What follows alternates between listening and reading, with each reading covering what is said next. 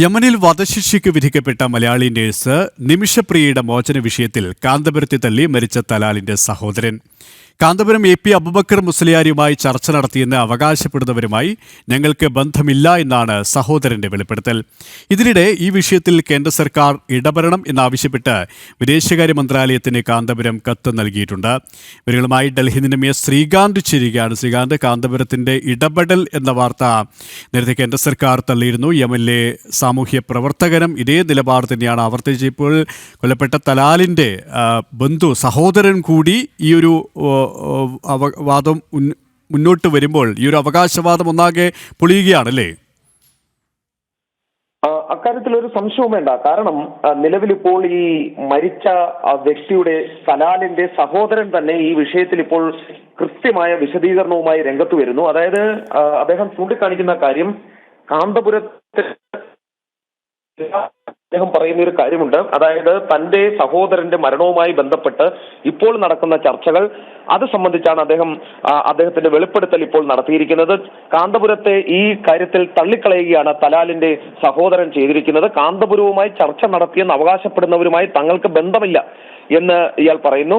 ഇത്തരക്കാരെ ഒരിക്കലും കണ്ടിട്ടില്ലെന്നും ആശയവിനിമയം നടത്തിയിട്ടില്ലെന്നും മെഹ്ദി ചൂണ്ടിക്കാണിക്കുന്നുണ്ട്. ചർച്ചകളെപ്പറ്റി തങ്ങൾക്ക് പൂർണ്ണമായും അറിയാം, പക്ഷേ പ്രഭാഷകനുമായി ആശയവിനിമയം നടത്തിയവർ തങ്ങളുടെ അനുവാദത്തോടെയല്ല ഇത് ചെയ്തിരിക്കുന്നത് എന്ന് ഇയാൾ പറയുന്നു. ഇസ്ലാമിക നിയമവും യുക്തിയും അനുസരിച്ച് ഇത് അസ്വീകാര്യമാണെന്നും ഇയാൾ പറയുന്നു. ഒരു സാഹചര്യത്തിലും ഇത് അനുവദനീയമല്ല എന്നും മെഹ്ദി ചൂണ്ടിക്കാണിക്കുന്നു. അതിന് ഒരൊറ്റ അർത്ഥമേ ഉള്ളൂ. ഈ കാന്തപുരം നടത്തിയ ചർച്ച അത് വധശിക്ഷ മാറ്റിവെച്ചു എന്ന പേരിൽ നമ്മുടെ കേരളത്തിൽ മാധ്യമങ്ങൾ ആഘോഷിച്ചത് അത് ഏറ്റവും വലിയ വ്യാജമായ വാർത്താ നിർമ്മിതിയായിരുന്നു എന്നുള്ളതാണ്. ശ്രീകാന്ത്, ഒരുപക്ഷെ ഈ കാന്തപുരം തന്നെ അത് സമ്മതിക്കുന്ന ഒരു സ്ഥിതിവിശേഷമാണ് നിലവിൽ വന്നിരിക്കുന്നത് അല്ലേ? അതായത് കേന്ദ്ര സർക്കാർ ഇടപെടണമെന്ന് ആവശ്യപ്പെട്ട് വിദേശകാര്യ മന്ത്രാലയത്തിന് അദ്ദേഹം തന്നെ കത്ത് നൽകിയിരിക്കുകയാണല്ലോ. കത്ത് ഇന്നലെയാണ് ഇത് സംബന്ധിച്ച് കാന്തപുരം നൽകിയത്. ഇതിലെ ഏറ്റവും രസകരമായ കാര്യം, ഏറ്റവും കൗതുകകരമായ കാര്യം എന്ന് പറയുന്നത് കാന്തപുരത്തിന് കൃത്യമായി കാര്യം മനസ്സിലായിട്ടുണ്ട് എന്നുള്ളതാണ്. ഏതെങ്കിലും തരത്തിൽ പുറം ഇടപെടലുകൾ അവിടെ നടക്കില്ല എന്ന് കാന്തപുരത്തിന് കൃത്യമായ ബോധ്യം ഇതിനോടകം ഒരുപക്ഷെ വന്നിട്ടുണ്ടാകണം. അതിനാലായിരിക്കാം അദ്ദേഹം കത്ത് നൽകിയത്. പക്ഷേ അത്ഭുതപ്പെടുത്തുന്ന കാര്യമെന്ന് പറയുന്നത് ഈ മാധ്യമങ്ങളിൽ വന്ന ഈ വ്യാജ വാർത്താ നിർമ്മിതിയാണ്. അതോടൊപ്പം തന്നെ ഈ കാന്തപുരത്തിന്റെ ഒപ്പമുണ്ടായിരുന്നവരും കാന്തപുരവും അത് എൻഡോഴ്സ് ചെയ്യുകയും ചെയ്തു എന്നുള്ളതാണ്. ഇപ്പോഴിതാ ഈ തലാലിന്റെ സഹോദരൻ മെഹ്ദി തന്നെ പറയുന്നു, ഒരു ചർച്ചയും തങ്ങളുമായി നടന്നിട്ടില്ല, പ്രഭാഷകരുമായും മറ്റും ചർച്ചകൾ നടന്നു എന്നുള്ള കാര്യം തങ്ങൾക്ക് അറിയാം, പക്ഷേ ഞങ്ങളുമായോ ഞങ്ങളുടെ കുടുംബവുമായോ ഒരു തരത്തിലുള്ള ചർച്ചയും ഇതുവരെ നടന്നിട്ടില്ല എന്നും കാന്തപുരത്തോട് എല്ലാ ബഹുമാനവും സൂക്ഷിക്കുന്നു എന്നുമാണ് പറയുന്നത്. അതായത് ഈ വധശിക്ഷ മാറ്റിവെച്ചതിലോ മറ്റോ കാന്തപുരത്തിനോ മറ്റാർക്കെങ്കിലുമോ എന്തെങ്കിലും റോൾ ഉണ്ട് എന്ന് ഈ ഘട്ടത്തിൽ കരുതാൻ കഴിയില്ല എന്നുള്ളതാണ് ഇതിൽ നിന്നും മനസ്സിലാകുന്നത്. കേന്ദ്ര സർക്കാർ നേരത്തെ തന്നെ പറഞ്ഞിരുന്നു ആ കുടുംബത്തെ പുറത്തു നിന്നുള്ള ഇടപെടലുകൾ പ്രകോപിപ്പിക്കും എന്നുള്ളതും. തൽക്കാലം പുറത്തു നിന്നുള്ള ഇടപെടൽ നടത്താതെ അതിൽ നിന്നും വിട്ടുനിൽക്കുകയും കുടുംബാംഗങ്ങൾ പോയി സംസാരിക്കുകയും ചെയ്യണം എന്നുള്ളതാണ് കേന്ദ്രം നേരത്തെ തന്നെ പറയുന്നു. ഒപ്പം തന്നെ പിൻവാതിൽ ചർച്ചകൾ കേന്ദ്രത്തിന്റെ ഭാഗത്തുനിന്ന് നടക്കുകയും ചെയ്യുന്നുണ്ട്. ഇതിനിടയിലാണ് കാന്തപുരത്തെ തള്ളിപ്പറഞ്ഞുകൊണ്ട് ആ കുടുംബം ഇപ്പോൾ രംഗത്ത് വന്നിരിക്കുന്നത്. മാത്രമല്ല ഇതിൽ ഒരു കാര്യം എടുത്തു പറയേണ്ടത്, കഴിഞ്ഞ ദിവസങ്ങളിലൊക്കെ തന്നെ നമ്മൾ കണ്ടത് ഈ ചർച്ച വൻ വിജയമായിരുന്നു, കുടുംബവുമായി സംസാരിച്ചു എന്ന തരത്തിലൊക്കെയാണ്. അത് തള്ളിക്കളയുകയാണ് പൂർണ്ണമായും. ഈ കേസിന്റെ ആദ്യഘട്ടം മുതൽ നിമിഷപ്രിയ കേസുമായി ബന്ധപ്പെടുന്നവർക്ക് അവരവരുടെ താല്പര്യങ്ങളുണ്ട് എന്ന് വേണം ഇതിൽ നിന്ന് മനസ്സിലാക്കേണ്ടത്. ഇതിലെ അഭിഭാഷകൻ സുഭാഷ് ചന്ദ്രൻ ആ കുടുംബത്തിന്റെ അഭിഭാഷകനായിരുന്നു. അദ്ദേഹം ആദ്യഘട്ടം മുതൽ കേന്ദ്ര സർക്കാർ ഇതിൽ ഒന്നും ചെയ്യുന്നില്ല എന്ന രീതിയിൽ ഒരു ആഖ്യാനം ചമയ്ക്കാനുള്ള ശ്രമമാണ് സുഭാഷ് ചന്ദ്രൻ നടത്തിയിരുന്നത്.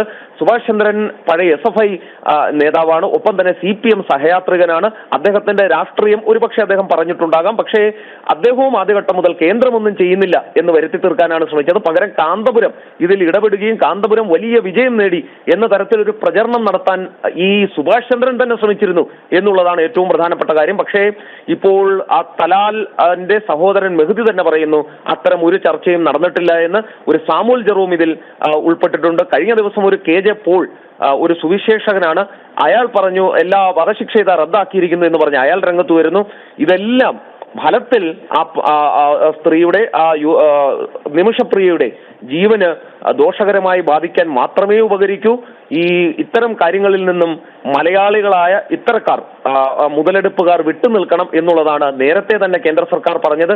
കുടുംബാംഗങ്ങൾ തമ്മിൽ സംസാരിക്കട്ടെ, അവർക്ക് ജീവനോടെ തിരിച്ചു വരാൻ സാധിക്കട്ടെ എന്ന് കേന്ദ്ര സർക്കാർ പറയുകയാണ് ഉണ്ടായത്. അത് ഏതാണ്ട് അക്ഷരാർത്ഥത്തിൽ ആ രീതിയിലേക്ക് കാര്യങ്ങൾ വരുന്നു. കാന്തപുരം ഏതാണ്ട് കൈയയക്കുന്ന രീതിയിലേക്ക് കാര്യങ്ങൾ പോകുന്നു. ഇന്നലെ ഒരു കത്ത് കൊടുത്തു. ഇന്ന് തലാലിന്റെ സഹോദരൻ കാന്തപുരത്തെ തള്ളിപ്പറയുകയും ചെയ്തിരിക്കുന്നു. എന്താണ് ഇതിൽ മുന്നോട്ടുള്ള കാര്യം എന്നുള്ളത് കാത്തിരുന്ന് കാണണം. ഒരുപക്ഷേ ഇതിൽ ആദ്യഘട്ടത്തിലൊക്കെ തന്നെ ഈ പേര് എടുക്കാൻ വേണ്ടിയിട്ടുള്ള ശ്രമങ്ങൾ ഈ സാമുവലിന്റെയും സുഭാഷ് ചന്ദ്രന്റെയും ഒക്കെ ഭാഗത്തു നിന്നും ഉണ്ടായിരുന്നു. അതൊക്കെ തന്നെ വിഫലമാവുകയാണ്.